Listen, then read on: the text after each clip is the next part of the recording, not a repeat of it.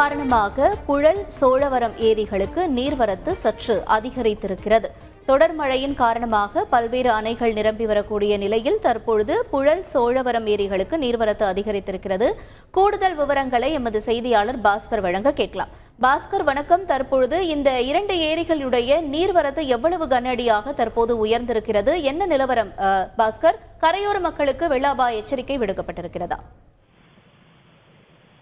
திருவள்ளூர் மாவட்டம் பொன்னேரி, சோழவரம், செங்குன்றபுழல் சுற்றோட்ட இடங்களிலிருந்து நேற்று காலையில் தொடங்கி இரவு வரை பரவலாக விட்டு மழை பெய்தது. திருவள்ளூர் மாவட்டத்தில் கடந்த 24 மணி நேரத்தில் அதிகபட்சமாக பொன்னேரியில் 8 சென்டிமீட்டர் மழையும், செங்குன்றம், சோழவரம் தலா 3 சென்டிமீட்டர் மழை பதிவாகியுள்ளது. மழையின் காரணமாக சென்னையின் குடிநீர் ஆதாரமாக விளங்கும் புழல், சோழவரம் ஏரிகளுக்கு நீர்வரத்து சற்று அதிகரித்துள்ளது. புழல் ஏரிக்கு நேற்று 46 கனஅடியாக இருந்த இந்த நீர்வரத்து இன்று 258 கனஅடியாக அதிகரித்துள்ளது. 3300 மில்லியன் கனஅடி கொள்ளவு கொண்ட இந்த புழல் ஏரியில் நீர் இருப்பு 2918 மில்லியன் கனஅடியாக அதிகரித்துள்ளது. 21.72 அடி உயரத்தில் தற்போது 19.53 அடி உயரத்துக்கு நீர் இருப்பு உள்ளது.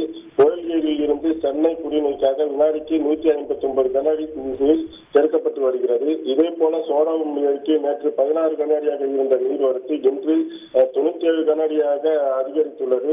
1081 மில்லியன் கனஅடி கொண்ட இந்த சோழவரம் ஏரியில் நீர் இருப்பு 786 மில்லியன் கனஅடியாக உள்ளது. 18.86 உயரத்தில் தற்போது 16.66 கனஅடியாக உயர்ந்து இருக்கிறது. நீர் இருப்பு உள்ளது. இதே போல 500 மில்லியன் கனஅடி கொண்ட இந்த கண்ணக்கோட்டை ஏரியில் நீர் இருப்பு 497 கனஅடியாக அதிகரித்துள்ளது. 36.6 கனஅடி உயர்வு கொண்ட இந்த கண்ணக்கோட்டை ஏரியில் நீர் மட்டம் 36.54 கனஅடியாக உள்ளது. ஏரிக்கு 10 கனஅடியாக நீர்வரத்து கொண்டிருக்கிறது. தொடர்ந்து ஏரிகளை கண்காணித்து வருவதாகவும் நீர்வரத்து அதிகாரிகள் கருத்து தெரிவிக்கப்பட்டுள்ளது. மழை தொடர்ச்சி பெய்தால் நீர்வரத்து அதிகரித்தால் முன்னெச்சரிக்கை ஏற்பாடுகள் தெரிவிக்கப்படும் நீர்வரத்து அதிகாரிகள் தெரிவிக்கப்பட்டுள்ளனர். விவரங்களுக்கு நன்றி பாஸ்கர். செய்திகளை உடனுக்குடன் தெரிந்து கொள்ள உடனே சப்ஸ்கிரைப் பண்ணுங்க.